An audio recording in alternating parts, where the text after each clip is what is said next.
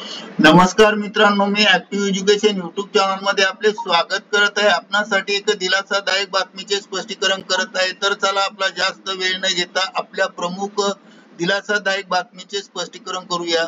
मित्रांनो, आजची मोठी खुश खबर, कर्मचाऱ्यांना मिळणार हे महत्त्वपूर्ण मोठे 10 लाभ। 10 लाभाच्या बाबतीत शासन निर्णय निर्गमित। चला तर पाहूया संदर्भात सविस्तर माहिती। नमस्कार मित्रांनो, आताच्या घडीची सर्वात मोठी ब्रेकिंग न्यूज आहे। कर्मचाऱ्यांना मिळणार आता 10 प्रमुख फायदे। कोणत्या कर्मचाऱ्यांना मिळणार हे फायदे? 10 फायदे कोणते आहेत? केव्हापासून मिळणार हे फायदे? उपरोक्त सर्व प्रश्नांची उत्तर जाणून घेण्यासाठी मित्रांनो, हा व्हिडिओ सुरुवातीपासून शेवटपर्यंत हमखास व आवश्यक पहा। तर चला करूया आजच्या ब्रेकिंग न्यूजचे स्पष्टीकरण। ब्रेकिंग न्यूजचे स्पष्टीकरण करण्यापूर्वी आपण जर ऍक्टिव्ह एज्युकेशन युट्यूब चॅनलवर नवीन असाल तर चॅनलला लाईक, शेअर आणि सबस्क्राईब करायला विसरू नका।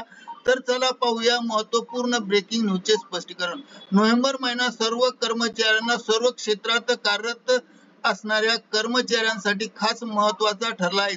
सरकारने कर्मचाऱ्यांसाठी अनेक लाभात्मक योजना या महिन्यात लागू केल्या आहे। अलीकडेच केंद्रातील सरकारने देशातील नवीन श्रम कायदा लागू केला आहे। त्यामुळे या नव्या कायद्याची अंमलबजावणी ही 21 नोव्हेंबर 2025 पासून सुरू झाली असून या अंतर्गत खाजगी क्षेत्रातील कर्मचाऱ्यांना सुद्धा आता सरकारी कर्मचाऱ्यांप्रमाणे सर्व लाभ दिले जाणार आहेत। यामुळे खाजगी क्षेत्रातील कर्मचाऱ्यांची आर्थिक सुरक्षितता सुनिश्चित होणार असा विश्वास तज्ञ व्यक्तीने व्यक्त केला आहे। श्रम कायद्यात झालेल्या बदलामुळे देशातील गिग वर्कर, कॉन्ट्रॅक्ट कर्मचारी, मीडिया, IT क्षेत्रातील कर्मचाऱ्यांना अनेक लाभ मिळणार आहेत। आणि दरम्यान आता आपण प्रायव्हेट सेक्टर मधील काम करणाऱ्या सरकारी कर्मचाऱ्यांसाठी कोणते 10 लाभ दिले जाणार आहे याची माहिती जाणून घेऊया। कर्मचाऱ्यांना मिळणारे हे लाभ आपण स्पष्ट करूया। एक, खाजगी क्षेत्रात काम करणाऱ्या कर्मचाऱ्यांसाठी 40 वर्षावरील कर्मचाऱ्यांना आता दरवर्षी मोफत आरोग्य तपासणीचा लाभ देता येणार आहे।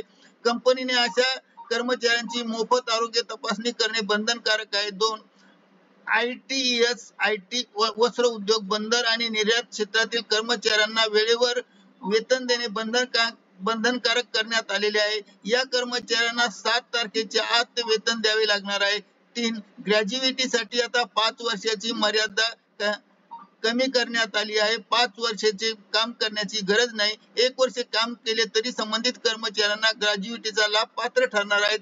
4, कर्मचाऱ्यांसाठी आता कामाच्या दिवशी 240 दिवसावरून 180 दिवस करण्यात आला आहे। ओव्हरटाईम साठी दुप्पट वेतन देण्याची तरतूद करण्यात आली आहे। ओव्हरटाईम करण्यासाठी इच्छुक राहणाऱ्या आणि म्हणजेच कर्मचाऱ्यांसाठी इच्छा असेल तरच ओव्हरटाईम करणार आहेत।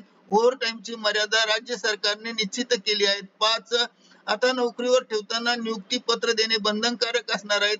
महत्त्वाचे म्हणजे नियुक्ती पत्रात पगार, कामाची माहिती तसेच कामाचे तास यांची माहिती देणे सुद्धा अनिवार्य करण्यात आले आहे। 6, प्रायव्हेट सेक्टर मधील कर्मचाऱ्यांना किमान वेतन एक समान मिळावे म्हणून संपूर्ण देशात एक किमान वेतन श्रेणी निश्चित करण्यात येणार आहे। म्हणजेच किमान वेतन राज्यानुसार बदलणार नाहीत।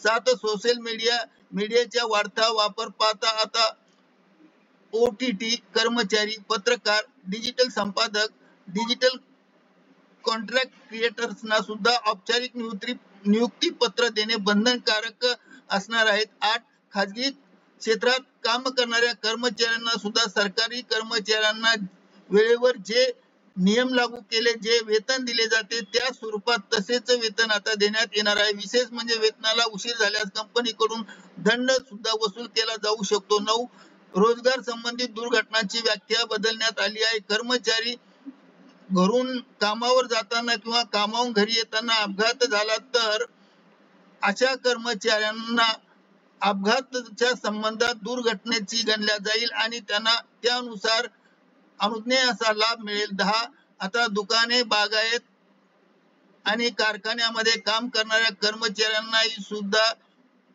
ESI कर्मचारी राज्य विमाचा लाभ देणे बंधनकारक करण्यात आले आहे। सदर निर्णयामुळे अशा कामगारांना सुद्धा आता वैद्यकीय विमा, मातृत्व आणि अपंगत्व कव्हरेज सुद्धा लाभ मिळणार आहे. करिता ऍक्टिव्ह एज्युकेशन युट्यूब चॅनलने हा व्हिडिओ आपल्या माहितीस्तव व्हायरल केला आहे. आपणास आवडल्यास लाईक, शेअर आणि सबस्क्राईब करायला विसरू नका. धन्यवाद. Thank you very much.